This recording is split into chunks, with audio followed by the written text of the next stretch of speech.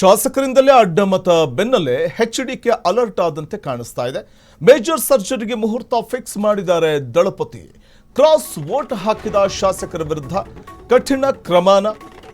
ಶೀಘ್ರದಲ್ಲೇ ಅಡ್ಡಮತ ಹಾಕಿದವರು ಪಕ್ಷದಿಂದ ಉಚ್ಚಾಟನೆ ಆಗ್ತಾರೆ.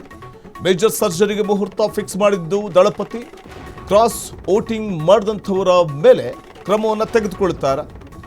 ಶೀಘ್ರದಲ್ಲೇ ಪಕ್ಷದಿಂದ ಉಚ್ಚಾಟನೆ ಮಾಡಲಾಗುತ್ತಾ ಅಂಥವ್ರನ್ನ. ನಿನ್ನೆ ಶಾಸಕರ ಜೊತೆ ಸಭೆಯನ್ನು ನಡೆಸಿರುವಂಥದ್ದು ಕೇಂದ್ರ ಮಂತ್ರಿ ಎಚ್ಡಿಕೆ. ಸಭೆಯಲ್ಲಿ ಅಡ್ಡಮತದ ಬಗ್ಗೆ ಚರ್ಚಿಸಿರುವ ಜೆಡಿಎಸ್ ನಾಯಕರು. ಜೆಡಿಎಸ್ನ 4 ಶಾಸಕರು ಅಡ್ಡ ಮತದಾನ ಮಾಡಿರುವಂಥದ್ದು.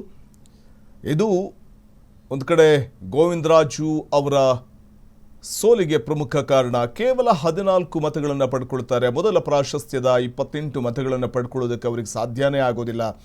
ಬಿಜೆಪಿ ಮತ್ತು ಜೆಡಿಎಸ್ನ ಹಲವು ಶಾಸಕರುಗಳು ಒಟ್ಟು ನಾವು ಗಮನಿಸ್ತಾ ಹೋದರೆ 11 ಮಂದಿ ಶಾಸಕರುಗಳ ಅಡ್ಡ ಮತದಾನ ಮಾಡಿದ್ರು ಅನ್ನುವಂಥ ಆರೋಪ ಏನಿದೆ, ಅದರಲ್ಲಿ ಜೆಡಿಎಸ್ನ ಶಾಸಕರೂ ಕೂಡ ಅಡ್ಡ ಮತದಾನ ಮಾಡಿರುವಂಥದ್ದು ನಾವಿಲ್ಲಿ ಕಾಣಬಹುದಾಗಿದೆ. ಹಾಗಾಗಿ ಇದು ಒಂದು ರೀತಿಯಲ್ಲಿ ಈ ಕ್ರಾಸ್ ವೋಟಿಂಗು ಜೆಡಿಎಸ್ನ 8ನೇ ಅಭ್ಯರ್ಥಿಯಾಗಿ ಕಣದಲ್ಲಿದ್ದ ಗೋವಿಂದರಾಜು ಅವರ ಹೀನಾಯ ಸೋಲಿಗೆ ಕಾರಣ ಆಯಿತು. ಈ ವಿಚಾರವಾಗಿ ಕುಮಾರಸ್ವಾಮಿಯವರು ಈಗ ಎಚ್ಚೆತ್ತುಕೊಂಡಂತೆ ಕಾಣಿಸ್ತಾ ಇದೆ. ಕ್ರಾಸ್ ವೋಟಿಂಗ್ ಹಾಕಿದಂಥ ವೋಟ್ ಮಾಡಿದಂಥ ಶಾಸಕರ ವಿರುದ್ಧ ಕಠಿಣ ಕ್ರಮವನ್ನು ತೆಗೆದುಕೊಳ್ತಾರಾ? ಒಂದು ವೇಳೆ ಕಠಿಣ ಕ್ರಮ ತೆಗೆದುಕೊಳ್ಳೋದಾದರೆ ಹೇಗೆ ಸಾಧ್ಯ? ಅವರು ಅಡ್ಡ ಮತದಾನ ಮಾಡಿದರೆ ಶಾಸಕರು ಅಂತ ಪತ್ತೆ ಹಚ್ಚೋದು ಹೇಗೆ? ಇದು ಕುತೂಹಲಕ್ಕೆ ಮಾಡಿಕೊಡುತ್ತೆ. ಯಾಕೆಂದರೆ ಶಾಸಕರನ್ನ ಅಡ್ಡ ಮತದಾನ ಮಾಡಿದಂಥ ಶಾಸಕರನ್ನ ಪತ್ತೆ ಹಚ್ಚೋದು ಟೆಕ್ನಿಕಲಿ ಅಥವಾ ಕಾನೂನಾತ್ಮಕವಾಗಿ ಬಹಳ ಕಷ್ಟ ಇದೆ ಅನ್ನುವಂಥದ್ದನ್ನು ನಾವು ಗಮನಿಸಬೇಕಾಗತ್ತೆ. ಅವ್ರು ಹೇಗೆ ಸೇಫ್ ಆಗಲಿದ್ದಾರೆ ಅನ್ನುವಂಥದ್ದು ಒಂದಷ್ಟು ಚರ್ಚೆಯ ವಿಷಯ ಆದರೂ ಕೂಡ ಅವ್ರನ್ನ ಪತ್ತೆ ಹಚ್ಚೋದು ಅಷ್ಟು ಸುಲಭ ಅಲ್ಲ ಅನ್ನೋದು ಗೊತ್ತಿರುವಂಥ ವಿಚಾರವೇ. ಬೆಂಗಳೂರಿನ JP ಭವನದಲ್ಲಿ ಬೆಳಗ್ಗೆ 11 ಗಂಟೆಗೆ ಸಭೆ ಇದೆ. ಸಭೆಯಲ್ಲಿ ಅಡ್ಡ ಮತದಾನದ ಬಗ್ಗೆ ಚರ್ಚೆ ಆಗೋ ಸಾಧ್ಯತೆಗಳಿದೆ. ಚಿತ್ರದುರ್ಗದ ಹಿರಿಯೂರು ಉಪಚುನಾವಣೆ ಬಗ್ಗೆಯೂ ಕೂಡ ಚರ್ಚೆ ನಡೆಯಲಿದೆ. ತಾವೇ ರಾಜ್ಯ ಸಂಚಾರ ಮತ್ತು ಪಕ್ಷ ಸಂಘಟನೆಗೆ ಕುಮಾರಸ್ವಾಮಿ ಮುಂದಾಗುವ ಲಕ್ಷಣಗಳು ಗೋಚರವಾಗ್ತಾ ಇದೆ. ಮುಂದಿನ ಚುನಾವಣೆ ದೃಷ್ಟಿಯಿಂದ ಮಹತ್ವದ ತೀರ್ಮಾನ ಇವತ್ತು ತೆಗೆದುಕೊಳ್ಳಬಹುದು. 2028ರ ಚುನಾವಣೆ ಮೇಲೆ ನಿಂತಿದೆ ಜೆಡಿಎಸ್ನ ಭವಿಷ್ಯ. ಯಾರನ್ನೂ ಅತಿಯಾಗಿ ನಂಬಬಾರದು ಅಂತ ಕುಮಾರಸ್ವಾಮಿ ಹೇಳ್ತಾ ಇದ್ದಾರೆ. ತಾವೇ ಪಕ್ಷ ಕಟ್ಟುವುದಕ್ಕೆ ತೀರ್ಮಾನವನ್ನು ಮಾಡಿದ್ದಾರೆ. ಮಾಜಿ ಮುಖ್ಯಮಂತ್ರಿ ಕೇಂದ್ರ ಸಚಿವ HD ಕುಮಾರಸ್ವಾಮಿ ಜೆನ್ಜಿ ಮೂಲಕ ಪಕ್ಷ ಕಟ್ತೀನಿ ಅಂತ ಹೇಳಿದ್ದಾರೆ. ಈಗಾಗಲೇ ಯುವ ಪೀಳಿಗೆಯಿಂದ JDS ಕಟ್ಟುವುದಕ್ಕೆ ಸಾಧ್ಯವಾಗುತ್ತಾ? ಕುಮಾರಸ್ವಾಮಿ ಅವರಿಗೆ ಪಕ್ಷ ಸಂಘಟನೆಗೆ ಇಂದಿನಿಂದಲೇ ಅಖಾಡಕ್ಕೆ HDK ಧುಮುಕುವ ಲಕ್ಷಣಗಳು ಗೋಚರವಾಗ್ತಾ ಇದೆ. ಆ ಮೂಲಕ ಮೇಜರ್ ಸರ್ಜರಿಗೆ ನಿರ್ಧಾರವನ್ನು ಮಾಡಿದಂತೆ ಕಾಣಿಸ್ತಾ ಇದೆ ಕುಮಾರಸ್ವಾಮಿ. ತಮ್ಮ ಪುತ್ರನ ಮೂಲಕ ಪಕ್ಷವನ್ನು ಸಂಘಟಿಸೋಣ, ಬಲವರ್ಧನೆ ಮಾಡೋಣ ಅನ್ನುವಂಥ ಲೆಕ್ಕಾಚಾರದಲ್ಲಿದ್ದರು. ಆದರೆ JDS ಪಕ್ಷದಲ್ಲೇ ಪುತ್ರ ನಿಖಿಲ್ ಸಾರಥ್ಯದಲ್ಲಿ JDS ಪಕ್ಷ ಕಟ್ಟುವಂಥದ್ದು ಅಥವಾ ಬಲವರ್ಧನೆ ಮಾಡುವುದು, ಅಂದರೆ ಕಟ್ಟಿರುವಂಥ ಪಕ್ಷವನ್ನು ಸಂಘಟಿಸುವುದು, ಬಲವರ್ಧನೆ ಮಾಡುವುದಕ್ಕೆ ಸ್ವತಃ ಸ್ವಪಕ್ಷದ ಕೆಲವು ಶಾಸಕರೇ ಅಸಮಾಧಾನವನ್ನು ಹೊರಹಾಕಿದ್ದಾರೆ. ನಿಖಿಲ್ ಕುಮಾರಸ್ವಾಮಿ ಅವರ ನೇತೃತ್ವದಲ್ಲಿ ಮುಂದೆ ಸಾಗೋದಕ್ಕೆ ಅನ್ನುವಂಥ ಮಾತುಗಳು ಕೇಳಿಬರ್ತಾ ಇದೆ.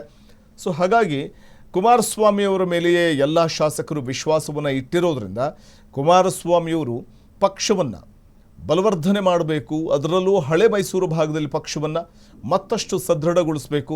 ಈಗಾಗಲೇ ಕಾಂಗ್ರೆಸ್ ಅದು ಕೂಡ ಹಳೆ ಮೈಸೂರು ಭಾಗದಲ್ಲಿ, ರಾಮನಗರ ಸೇರಿದಂತೆ ಹಳೆ ಮೈಸೂರು ಭಾಗದಲ್ಲಿ ದೊಡ್ಡ ಮಟ್ಟದಲ್ಲಿ ಕಾಂಗ್ರೆಸ್ JDS ಅನ್ನು ಮೂಲೆ ಗುಂಪು ಮಾಡುವಂಥ ಪ್ರಯತ್ನಗಳು DK ಶಿವಕುಮಾರ್ ಸಾರಥ್ಯದಲ್ಲಿ ಆಗ್ತಾ ಇರುವಂಥ ಸಂದರ್ಭದಲ್ಲೇ, ಒಕ್ಕಲಿಗ ನಾಯಕ ಫೈಟ್ ಜೋರಾಗಿರುವಂಥ ಸಂದರ್ಭದಲ್ಲೇ ಮತ್ತೊಂದು ಕಡೆ ಕುಮಾರಸ್ವಾಮಿ ಅವರು ಅಲರ್ಟ್ ಆದಂತೆ ಕಾಣಿಸ್ತಾ ಇದೆ. ಪಕ್ಷವನ್ನು ಕಟ್ಟುವಂಥ ಒಂದು ನಿಟ್ಟಿನಲ್ಲಿ ತಾವೇ ಸಾರಥ್ಯ ವಹಿಸಿಕೊಳ್ಳೋ ಸಾಧ್ಯತೆ ಇದೆ. ನಿನ್ನೆ ಮಾತಾಡಿದ್ದಾರೆ ಈ ಬಗ್ಗೆ, ನೋಡೋಣ. ನಮ್ಮಲ್ಲಿ 4 ಜನ ಮಾಡಿದ್ದಾರೆ. ಯಾರು ಅಂತಕ್ಕಂಥದ್ದು ಗೊತ್ತಾಗಿದೆ. ಅದು ಚರ್ಚೆಯಾಗಿದೆ. ಹಿಂದೆ ಕಳೆದ 3 ವರ್ಷದಿಂದ ಏನೇನು ನಡ್ಕೊಂಬರ್ತಿದೆ ನಾನು ಗಮನಿಸಿದ್ದೀನಿ, ಏನೇನು ನಡೀತದೆ ಅಂತ.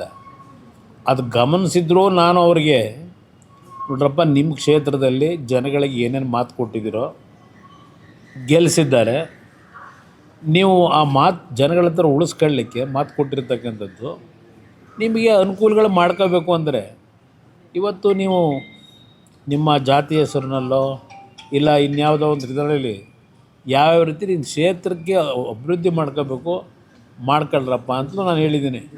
ನಾನು ಯಾರಿಗೂ ಅದೇ ಜನ್ಜಿ ಅಂತ ಈಗ ಹೊಸ್ದಾಗಿ ಶುರುವಾಗಿದೆಯಲ್ಲ, ಬಹಳ ಜನ ಬರ್ತಾರೆ. ನಾನು ರೆಡಿಯಾಗಿದ್ದೀನಿ. ನಾನು ಈ ಪಕ್ಷದಲ್ಲಿ ಯುವಕರುಗಳಿಗೆ ಹೆಚ್ಚಿನ ಆದ್ಯತೆ ಕೊಡಬೇಕು, ಹೊಸ ಮಕ್ಕಳಿಗೆ ಅಂತಕ್ಕಂಥ ನಿರ್ಧಾರ ಮಾಡಿದ್ದೇನೆ. ನಮ್ಮಲ್ಲಿ 4 ಜನ ಮಾಡಿದ್ದಾರೆ. ಯಾವ ಭಾಗದಲ್ಲಿ ಗೊತ್ತಾಗಿದೆ? ಇನ್ನು ಬೆಳಗ್ಗೆ 11 ಗಂಟೆಗೆ ಸಭೆ ಕೂಡ ಕರೆದಿದ್ದಾರೆ ಕುಮಾರಸ್ವಾಮಿ ಅವರು. ಹಾಗಾಗಿ ಆ ಸಭೆಯಲ್ಲಿ ಯಾವೆಲ್ಲ ವಿಚಾರಗಳು ಚರ್ಚೆ ಆಗುತ್ತೆ ಅನ್ನುವಂಥದ್ದು ಕಾದು ನೋಡಬೇಕು. ಬೆಂಗಳೂರಿನ JP ಭವನದಲ್ಲಿ ಬೆಳಗ್ಗೆ 11 ಗಂಟೆಗೆ ಸಭೆ ನಡೆಯಲಿದ್ದು, ಆ ಸಭೆಯ ಕಡೆಗೆ ಹೆಚ್ಚಿನ ಒಂದು ಆದ್ಯತೆ ಕೊಡುವಂತೆ ಮಾಡ್ತಾ ಇರುವಂಥದ್ದು, ಕುತೂಹಲ ಕಡೆ ಮಾಡಿ ಕೊಡ್ತಾ ಇರುವಂಥದ್ದು. ಕುಮಾರಸ್ವಾಮಿ ಅವರು ಯಾವೆಲ್ಲ ವಿಚಾರಗಳನ್ನು ಮಾತಾಡ್ತಾರೆ, ಪಕ್ಷವನ್ನು ಸಂಘಟನೆ ಮಾಡುವಂಥ ಒಂದು ನಿಟ್ಟಿನಲ್ಲಿ ಕೇಂದ್ರ ಮಂತ್ರಿಯಾಗಿರುವ ಕುಮಾರಸ್ವಾಮಿ ಅವರು ರಾಜ್ಯಕ್ಕೆ ವಾಪಸ್ ಮರಳುತ್ತಾರಾ ಮುಂದಿನ ದಿನಗಳಲ್ಲಿ, ಆ ವಿಚಾರವಾಗಿ ಏನಾದರೂ ಮಾತಾಡಬಹುದಾ ಅನ್ನುವಂಥದ್ದನ್ನು ಕಾದು ನೋಡಬೇಕು.